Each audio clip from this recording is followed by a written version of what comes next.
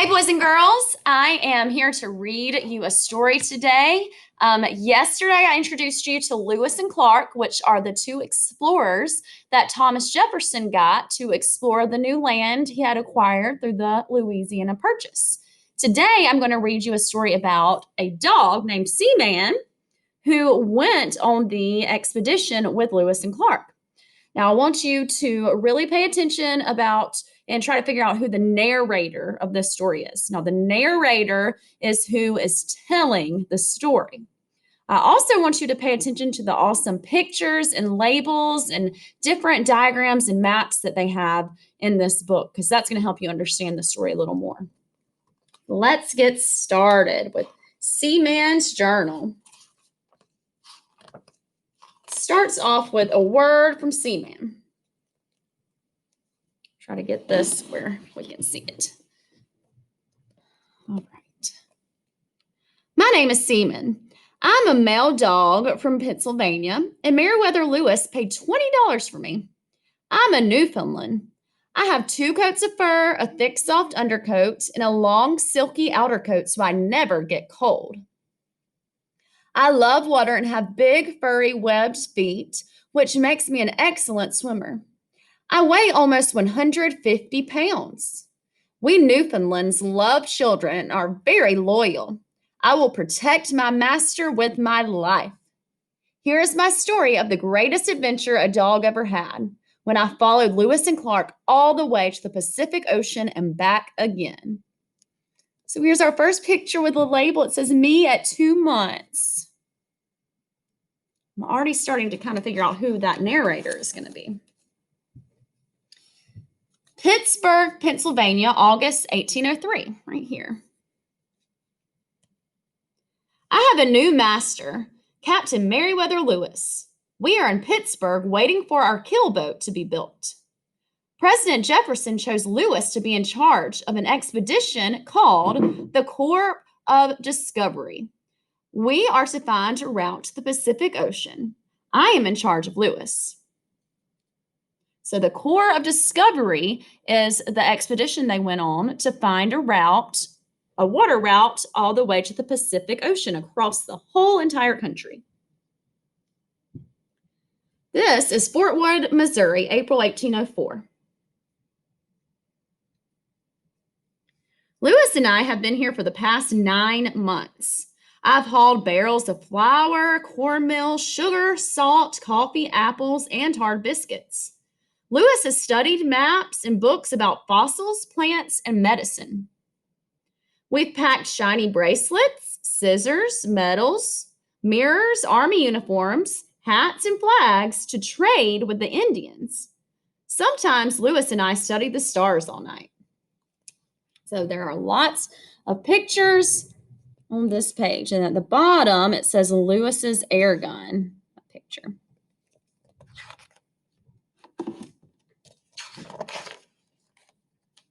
Now we are in a new location. It says St. Charles, Missouri, May 14th, 1804.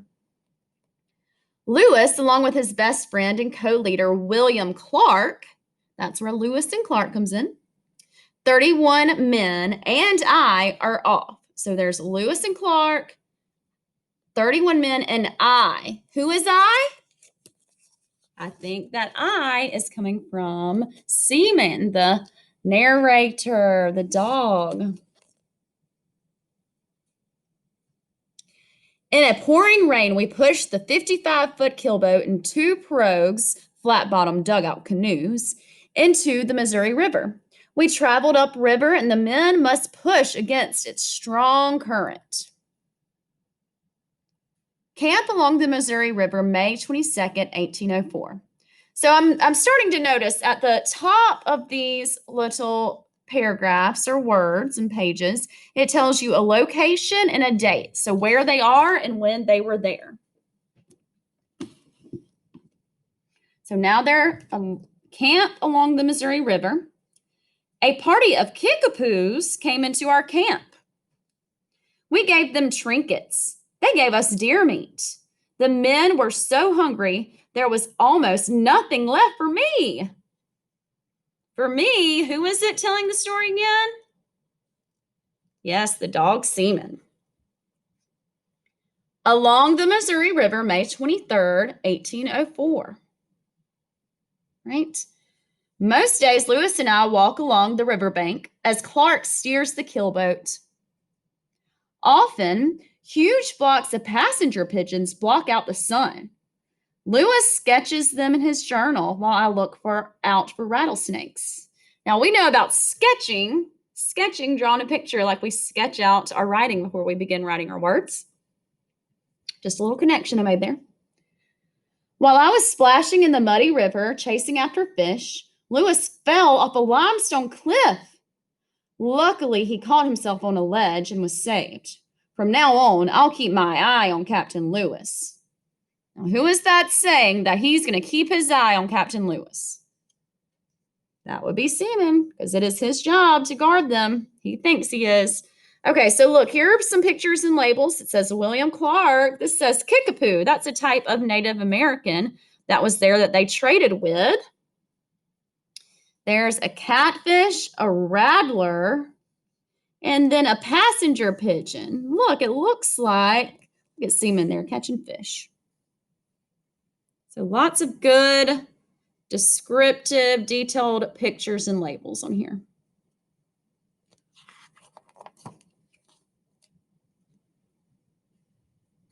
Right here. They are at the Kansas and Platte Rivers, June to July, 1804 on this page. There are many beavers here. There are also some nasty tempered badgers. I love to pounce at the prairie dogs or barking squirrels as they pop up their heads out of the ground. My favorite animal to chase is the squirrel. When I catch one, I take him to cook. He is glad to get it. All right, so there's a beaver, a badger, a prairie dog, and a squirrel. My dog loves to chase squirrels too. Right, next page, Missouri River, north of Platte Rivers, August 1804.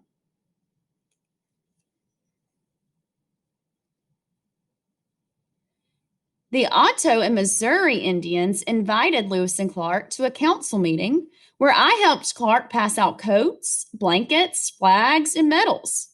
Lewis spoke of peace and explained that the French and Spanish had sold the land to a new great father, the President of the United States.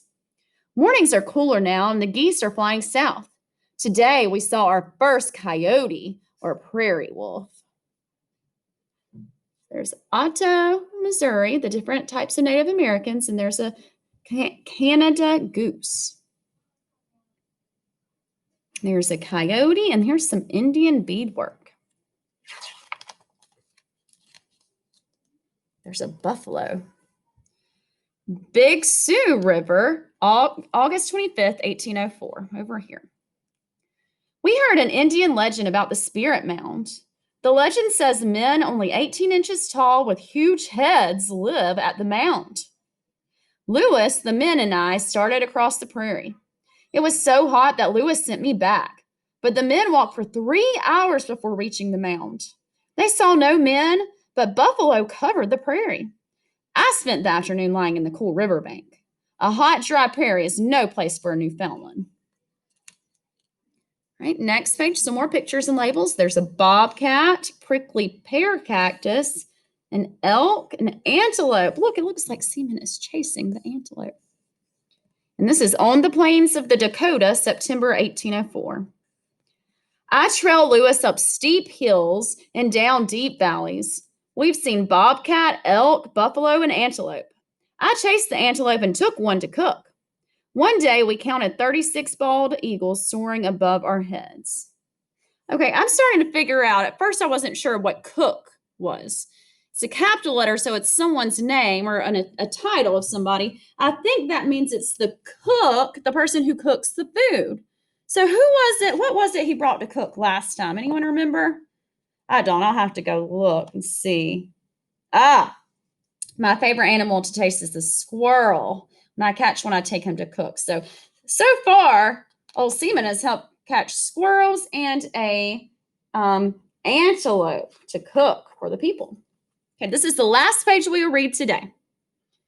Here's a tobacco bag, a Sioux Indian, a pipe, a tomahawk. So these are things that the Native Americans made.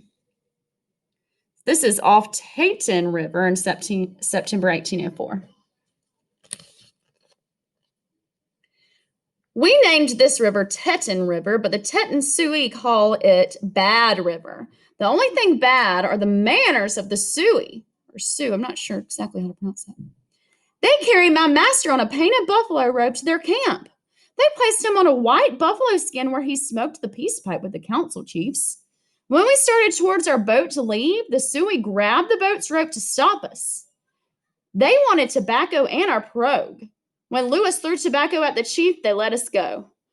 I was glad to get away. The Sioux eat dogs.